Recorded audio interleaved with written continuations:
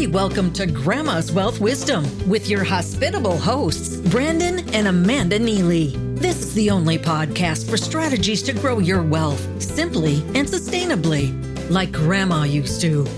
Without further ado, here are your hosts.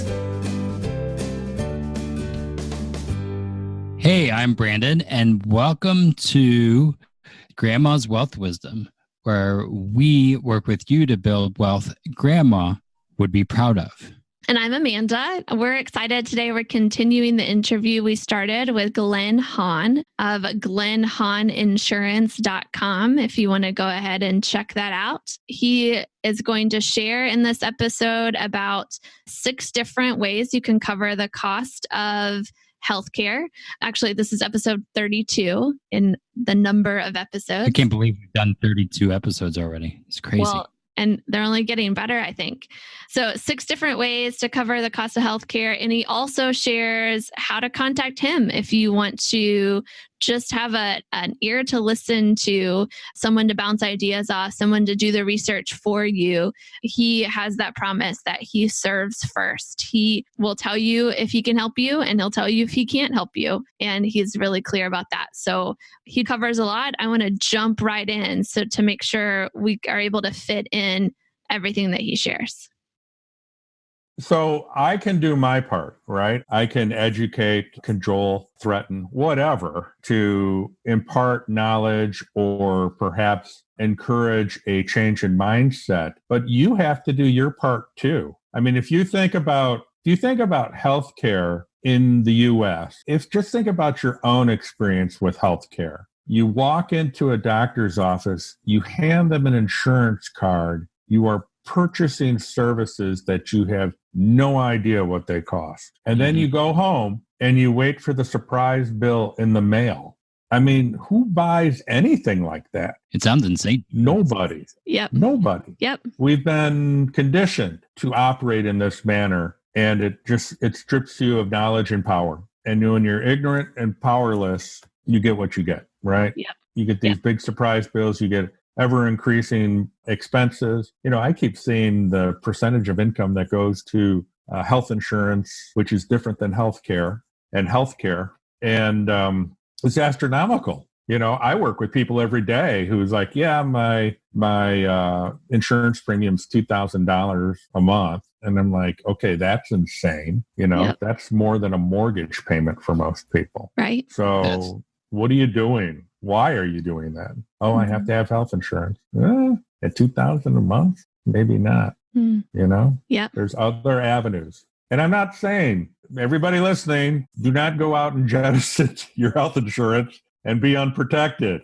Bad things will happen. But can we make decisions and purchase product knowing what we're getting into and knowing the exposure and knowing the expenses? And can we find value? Yes, we can. Does that mean I just go on, healthcare.gov and pick a plan? No, it does not. Yeah. So I feel like that's kind of who we're going to be talking to mostly today, is people that don't have an employer-sponsored plan and are figuring out on their own, whether they... Even those with employer-sponsored plans, because, I mean, having been an employer, they are in such a bad spot. They have ever-increasing costs that they really have no or little ability to control, because they outsourced the management of that to an insurance broker. And then, you got an 8% increase this year, a 10% increase here, a 12% increase. And then they start doing cost shifting, which just means they're shifting the costs over to the employee in the form of either an increased deductible or a greater share, a monthly premium that they have to pay. And where they really jammed it to the employee now is, we hired you, we'll cover you, and here's our contribution. Oh, you want to add the wife and kids? Yeah, we're going to pass that through at retail. So a typical scenario would be, the employee gets hired and their contribution per month is a reasonable, $50 or $100, something like that. And they have a nice company policy, whatever. And then it's the wife and 2 kids. Oh yeah, that'll be $1,400. Wow. And it's like, well, how do I swing that? Because if I pay that, then I'm bringing home that's half my money. Right. Mhm. Right. So people with employee plans with wives and kids, pay attention as well. Yeah. Or husbands and kids. Absolutely. Yeah, exactly. So what are the other options? Let's go through that. Like other options, people that have employer sponsored plans, or if they just lost their job, if they're maybe changing jobs, or maybe they're an entrepreneur. We have a lot of entrepreneurs in the world today, or maybe they just retired or retiring early. What are some of the other options? Like Cobra? Should they do Cobra? Yeah, there's basically 5 buckets that you can look in. So the first bucket is Cobra. Cobra is a federally mandated program. It basically says the company policy you're currently on, you can continue with for another 18 months, which is great. The bad news is the company contribution goes away. You're going to fit the whole bill now. Now, most people look at it as, with the employee mindset, it's, look, I'm paying for my insurance. I'm paying that $100 a month. Okay. Yes, you are. But your employer, if you're a single person, is picking up $500, $600, $700 of that. So that is a substantial amount. And if you're changing jobs, if you're offered Cobra, just sit down when you open that letter, because we don't need to add a head injury from you passing out and seeing what it's going to cost you per month. It's a lot of money. So Cobra is a good option. I recommend Cobra if you're in the middle of medical treatment. Don't change horses midstream. Cobra is a great option if you have something else fairly certain lined up. They do have a 60-day window where basically you don't have to pay that premium, and you still have that coverage. And if something were to happen, you pay that premium and it retroactively goes back to your date of termination or leaving the company. But once that 60 days is up, you're out of it. Don't ever deny or rescind your ability for Cobra coverage. Just put that in your pocket. Don't say anything. If the company ever inquires about it, just say, I'm thinking about it. Keep it there. It doesn't cost you anything. It doesn't hurt you. It's there. It's a backstop. It can be your emergency plan. But it doesn't do anything. It doesn't benefit you in any way to deny that benefit. Okay. That's the first one. So first bucket. That's the first bucket. Second bucket is the ACA, Obamacare, the exchange, whatever you want to refer to it as. That's healthcare.gov. Word of advice, don't go on healthcare.gov. Use this website called healthsherpa.com, HEALTHSHERPA.com. They do not collect personal information, so you will not get sales calls. Also, when it says, do you want to save your progress so far? Say no, because they're trying to collect your email. So you can go on there, you can mess around, you can change your income levels, you can change around who you're insuring, who you're not insuring. You can look at all the plans, and it's virtually impossible for you to accidentally sign up for something. I mean, you'd have to be seriously day drinking to do that. So you can just go on there. The information is basically your age and your zip code, and take a look at what's available. You'll be surprised. And when you do that, I feel obligated to share just a little bit of the lingo that you see. One is deductible. A deductible is the amount of money you have to pay out of your own pocket before the insurance company pays 1 penny. All right. A copay is basically a cover charge. That's the money you pay to get into the room. Some services might be included, they might not, but a copay is a cover charge. And then co-insurance is some portion of the bill you have to pay, some percentage that you have to pay until you reach a different dollar amount than the deductible. And once you reach that dollar amount, usually referred to as max out of pocket, you're 100% insured. Pretty complicated stuff. I didn't pay really close attention to math in high school or college, so it is complicated. There are other ways of handling that as well. So the ACA is one. If you are highly subsidized, which means the ACA provides a subsidy or a discount based on your income. If you have a highly subsidized or are eligible for a highly subsidized plan, the ACA is a good deal because you're basically getting major medical for a fraction of what everybody else is getting it for. So I've had clients get it for free. I've had clients get it for $20 a month. You know, it can be a good deal. Now, the downside of the ACA plans are the deductibles are sky high. So, $6,500 per individual, typically between 13 and 15,000 for a family. So if most people don't have that kind of swag, sticking around unless they're your clients, but there you go.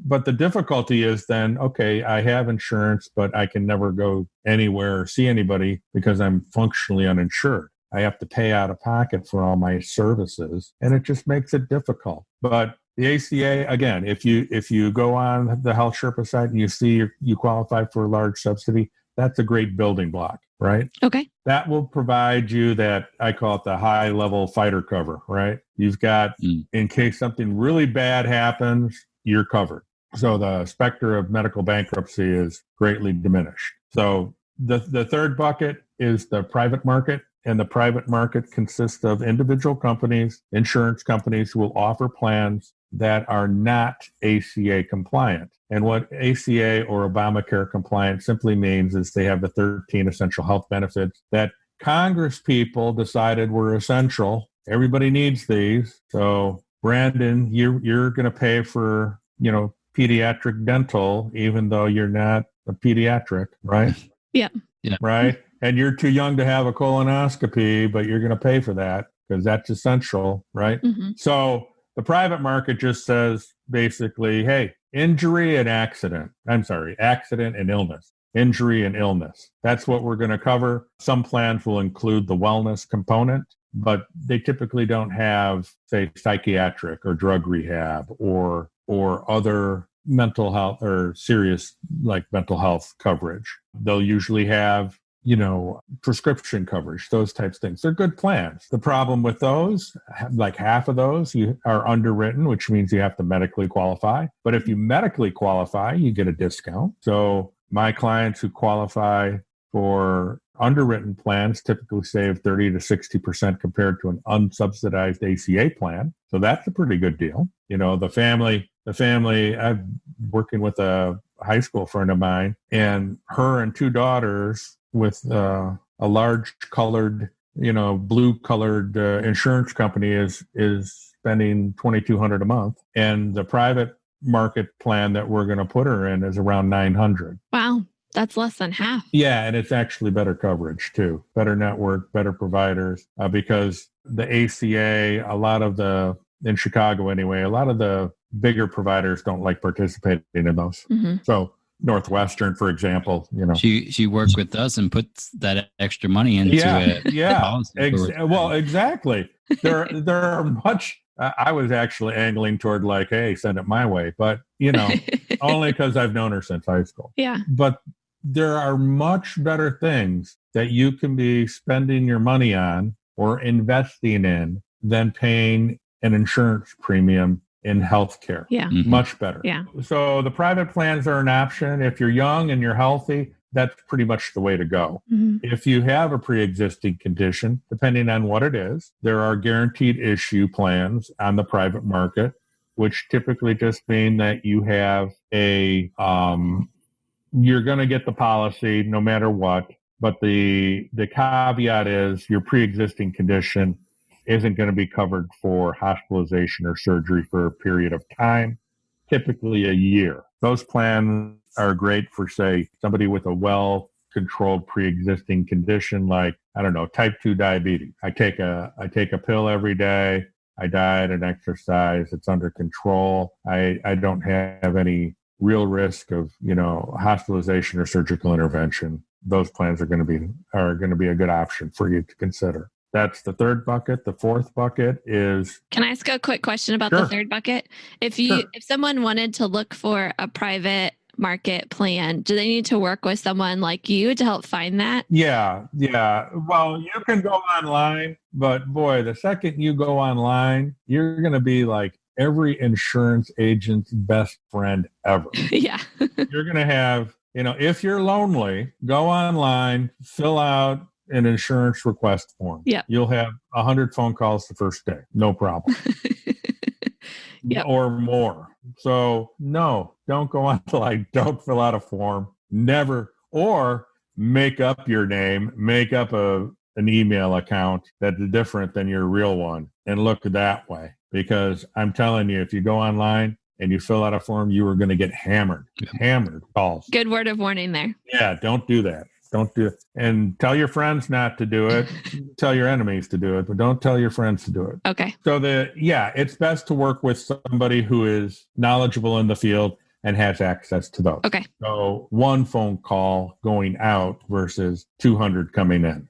Way better. Awesome. Perfect. The fourth bucket is cost sharing plans, medical cost sharing plans. People associate those with faith-based plans. Came about as they've been around for 60 years, but they gained notoriety when literally the Little Sisters of the Poor won the Supreme Court case against Obamacare, saying that we don't have to participate.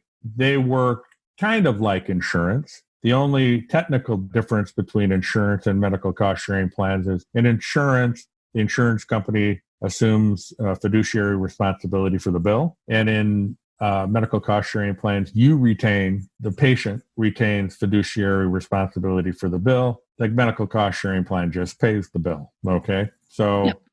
There are good reputable ones out there with long track records and long histories. Some of the faith-based ones do have morality clauses and oaths and whatnot. There is a secular one also that I work with that basically says if you are injured or harmed in the commission of a criminal act, we're not going to cover you. Most people are okay with that. Yeah.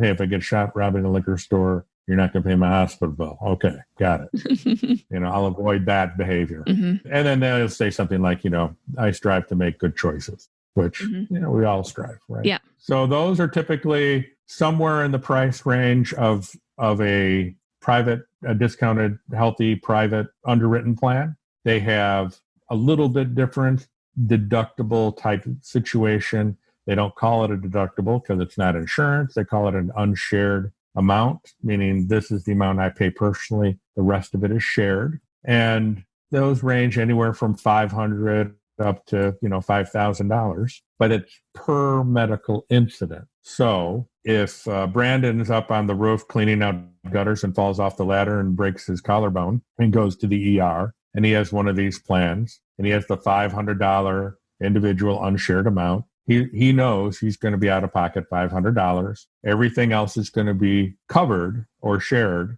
for that incident. That would include if he had, the ER visit, if he had x-rays, surgery, if he had to go to physical therapy, if in physical therapy he broke it again. That whole encapsulated incident with his shoulder is considered one incident. Now, if he were rehabbing or he was in a sling or whatever, tripped and fell and broke the other arm. Second incident. Not only are you having a bad year, but you would also have another medical incident, a separate one, and that would be another $500. And then whatever occurred with that would be covered and so on. So that's per person, per coverage. It's a good plan, but it doesn't cover the nickel and dime stuff, which is what irritates most people. Right. So it's like, hey, I don't feel good. I got to go to the doctor. I got to cough up $100, right? So, or I don't know how much it's going to cost, because I'm just going to stop in my local CVS. Grandma always said, eat your vegetables. She loved making home-cooked meals with healthy food and from-scratch desserts. Would you create a diet of fast food or cookie-cutter financial products that made you fat and bloated with fees? Or would you like wholesome, time-honored wealth strategies served with balance and trust? Get started with your healthy money planning by downloading Wholesome Wealth Recipes. Your Moolah cookbook is waiting for you at grandmaswealth.com. Bucket number 5 are short-term plans, and short-term plans are on websites such as esurance.com. Again, if you're going to look at those, create a false identity to go look at those. Seriously.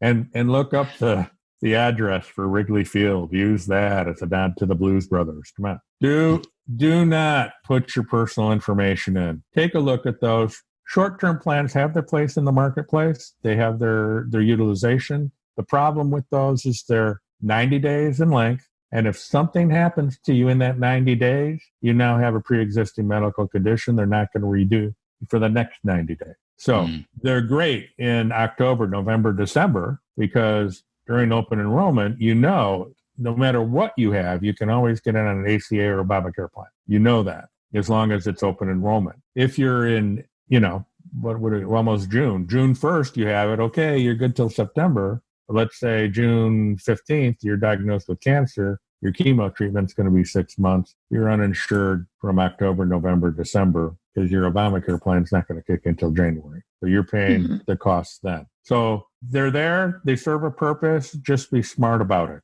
3 months, and always think in worst case scenario, because that's why you have insurance to begin with. Worst case scenario, right? Yep. Stuff you can't put on your own. So those are the 5 buckets that you could look in and devise a solution to protect you from gigantic medical bills. Now, one of the things that I do to limit your out-of-pocket expenses is I wholeheartedly recommend everybody look at joining a medical practice that's called direct primary care. This is a physician, a primary care physician, internist, who has opened up shop and refuses all medical insurance. They do not take any insurance whatsoever. I am 58 years old. I joined one. I pay $85 a month.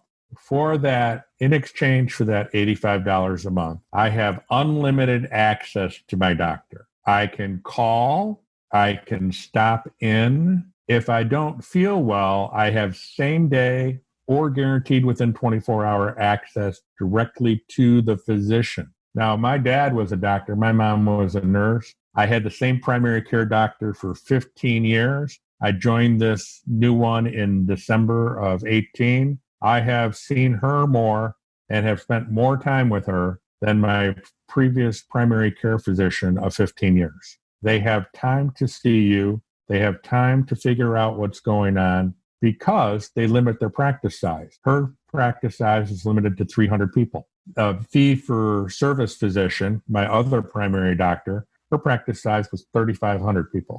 And the reason it is she only got paid, my previous one, only got paid when somebody showed up and had a service rendered.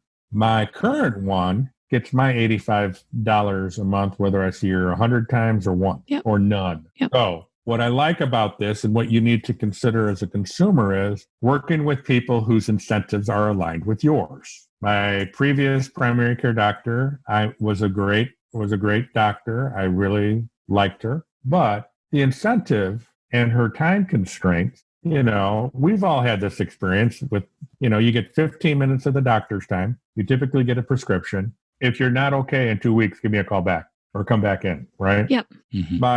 My primary care physician is incentivized. Her incentives are aligned with mine. I don't want to see her. She doesn't want to see me, right? How do we do that? Oh, we make sure Glenn is healthy and has no reason to come in. So my initial visit with her was 2 hours long. We went over my glorious medical history, and she made some recommendations, and we're on a pathway to correcting some things that have been uncorrectable in the last 15 years. And I'm already seeing progress because she takes the time, understands me as a person, Mr. Mostly Compliant, and has figured out a way, that we can work together, that I'm willing to do, and she thinks will work. So it's just a smarter approach to medicine. I have now a relationship with my doctor. Previously, I got to see my doctor 15 minutes whenever I had something. And it was, part of that 15 minutes was always redoing my blood pressure because her, medical assistant or whatever would screw it up. And, they'd come in and look at me like, shouldn't you be stroked out right now? Because, your blood pressure's through the roof. No, she used a small cup. So direct primary care, check it out. If you just put in Google and put in direct primary care mapper, there's a website that will show you on a map where all the DPC practices that they have found thus far are located, and a little dot you can click and see what the practices includes. It's 80 to 90% of your everyday healthcare needs are covered by a DPC. The things that are not covered, outpatient surgery. If you're going to you blow your knee out, you need an arthroscopy. They're not going to do that in their office. Inpatient surgery, obviously, they're not a hospital. ER visits, they're not an ER. They are an urgent care. They will sew you up, the minor stuff. But if you've got a bone sticking out and, blood squirting, get to the ER. And then obviously a major medical type event, a heart attack, stroke, organ failure, cancer, whatever, those types of things. So you still need coverage for the major events. But here's the coolest thing about a direct primary care practice, because I'm a little bit of a healthcare geek in the industry. So.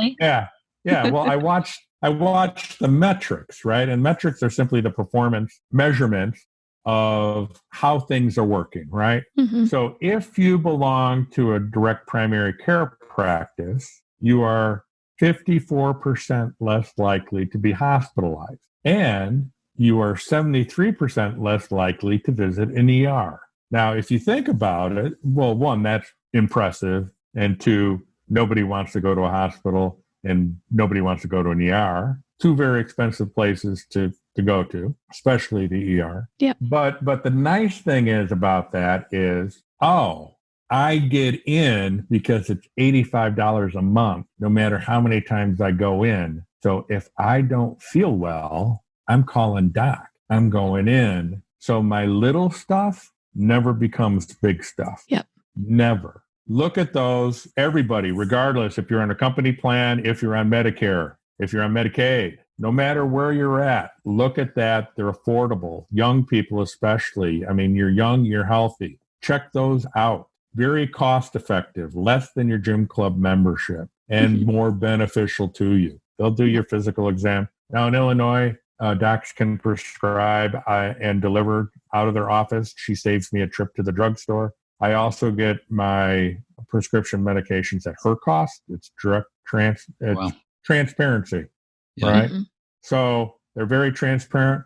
If I need an x-ray, she has arrangements with other providers, cash pricing, which is phenomenal. A chest x-ray through an insurance company out of your pocket will probably be anywhere from $120 to $300. Through her, it's $40. Yep. Yeah, Glenn, you need a chest x-ray. Yeah, I think I can swing that. Yeah. Right? Absolutely. As opposed to, $300. I got to think about that. Mm-hmm. The cost benefit ratio of, do I really have pneumonia or am I just being a baby? Mm-hmm. Yeah. So those calculations, especially us guys, we, I need this prescription. Yeah, I'm not going to fill that, So something to consider. And then once you do that, the medical cost sharing plans become very attractive. The private market plans that can be customized to basically wrap the insurance coverage around the services the DPC provides becomes very attractive. My mom's 87 years old. I got her into one simply because she was having some issues. She's like, I get to see my doctor in 10 days. I'm like, you're 87. Do you have 10 days? Right. Really? To wait?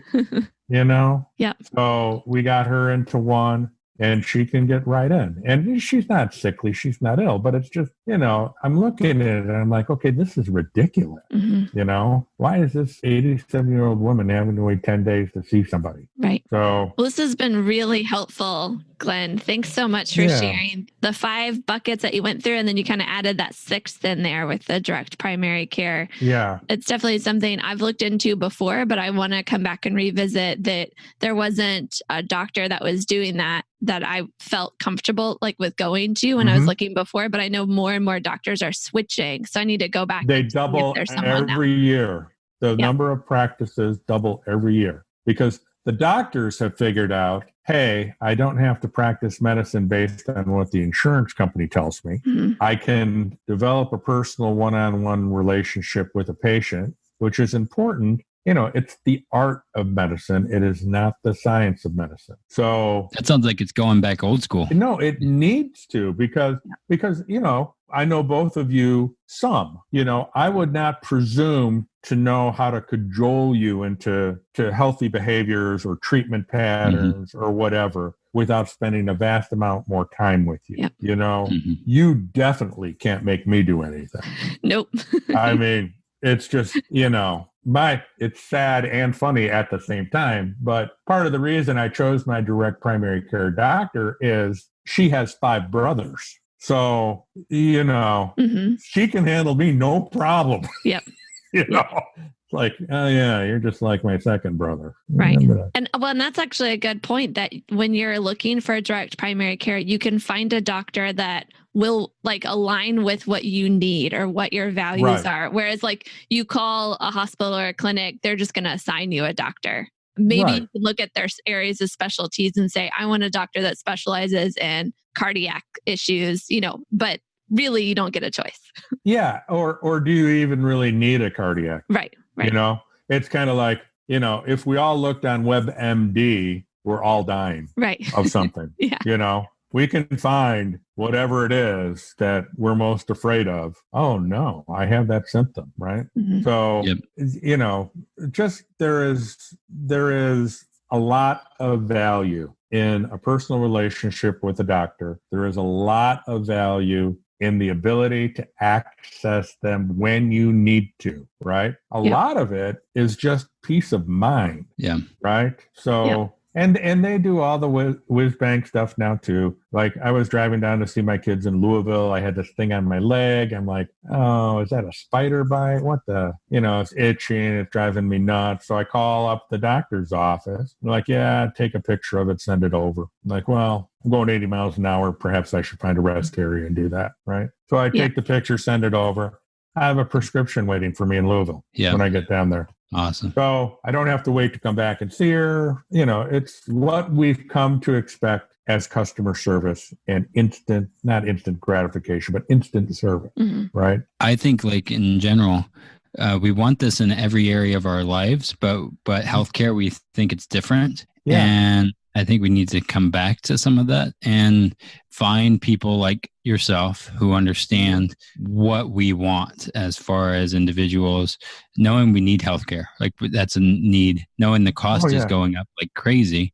And all of that stuff. So I know we went through a whole lot. We just covered 5 buckets. That's it. We didn't cover even some other questions of why is healthcare so expensive, which I think we can get into. Need to do that probably next time. We'll have to have you back. And so if you'd like to hear more from Glen, for sure, we're going to have his information in the show notes. And also, we'd love to have you back because I think we barely touched the surface of who you are. I know you're a hilarious comedian as well as a medical expert in insurance, not in, don't go to him to check you out. Diagnose a condition. Now, come on. I'm a doctor's son. I don't know about that. I'm fully licensed to not operate anywhere. Well, if people really had a burning question and wanted to reach out to you, what's the best way to get a hold of you? Well, they can email me at GHAHN at Hahn, HAHN, healthinsurance.com, or call me.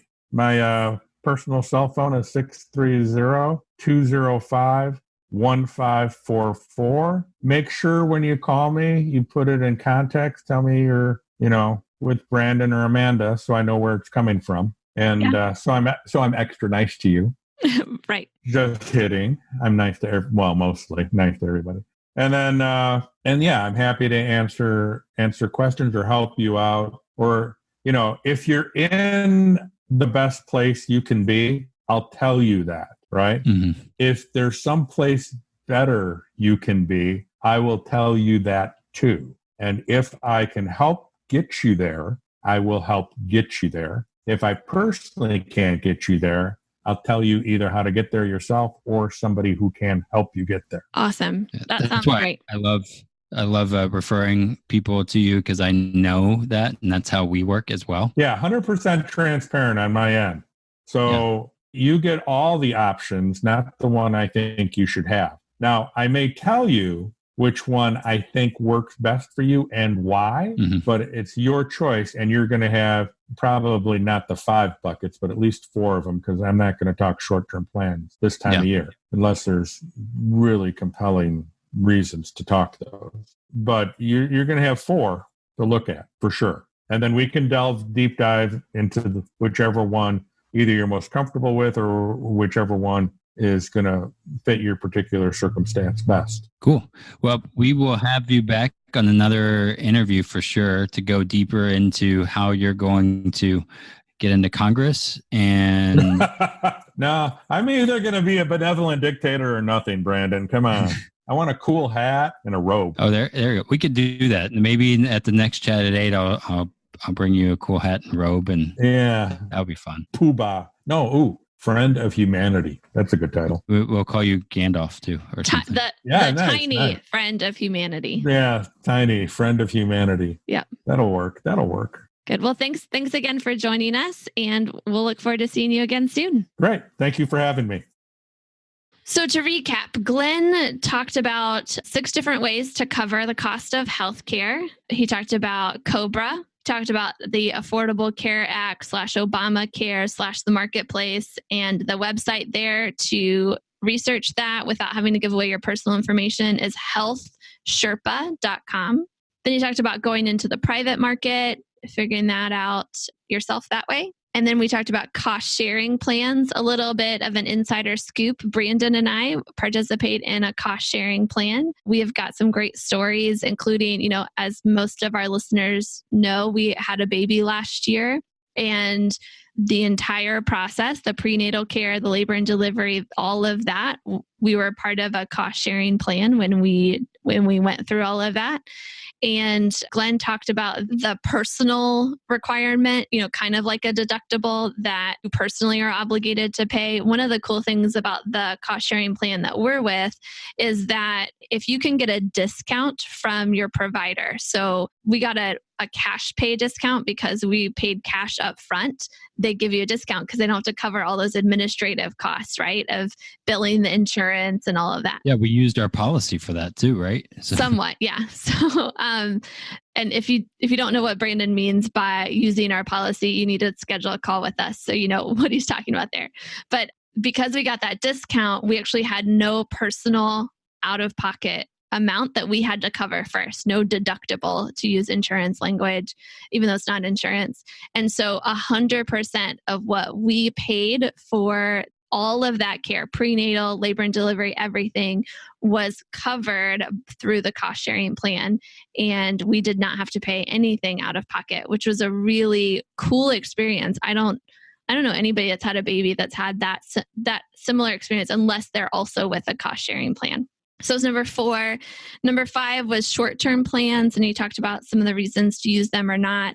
And then the 6th one we talked about a long time was that direct primary care option as well, and how that really helps you work with a doctor whose incentives are aligned with yours. Anything that sticks out to you, Brandon, from that conversation? Well, I liked, how we do our financial analysis, and not everything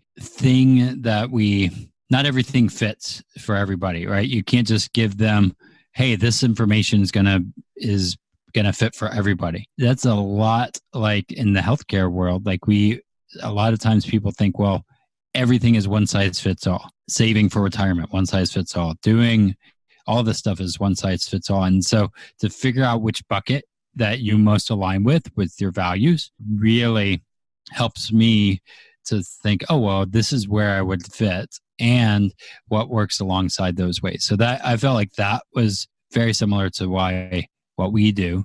And that's why I think Glenn and I work well together, is because we don't just say everybody's all the same. There's different needs, different goals, different stages in life that work better for different people. And I felt that was what really helped me saying, okay, where do they fit? Yeah, absolutely.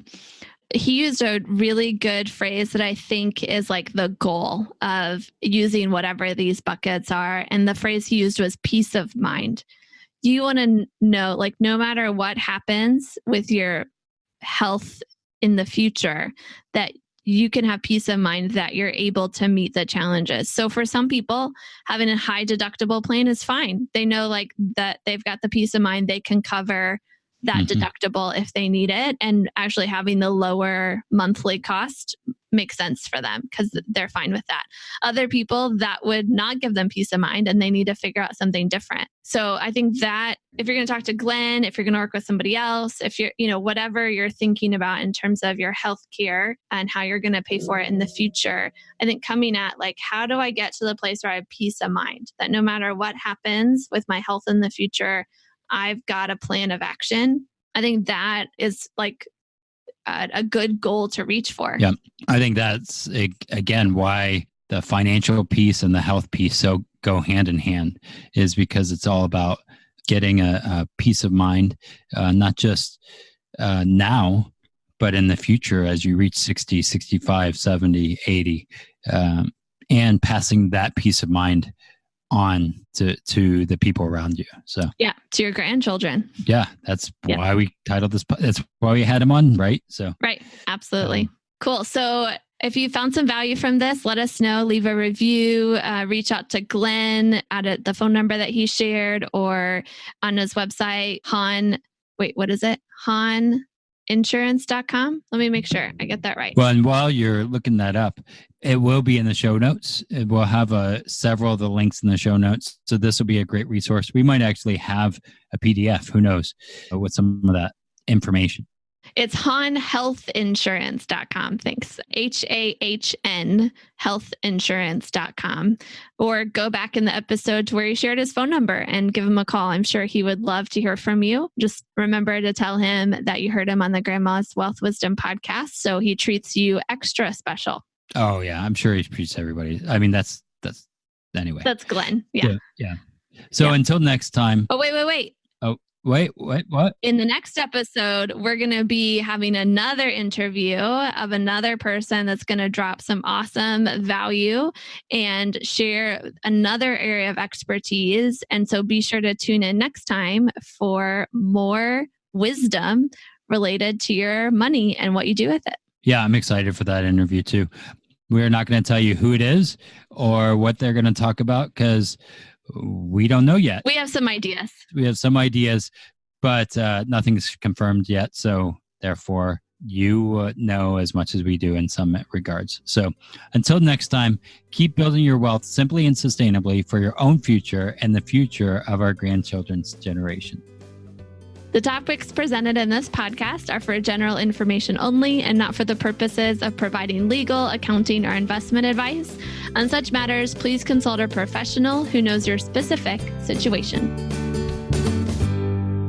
This is thepodcastfactory.com.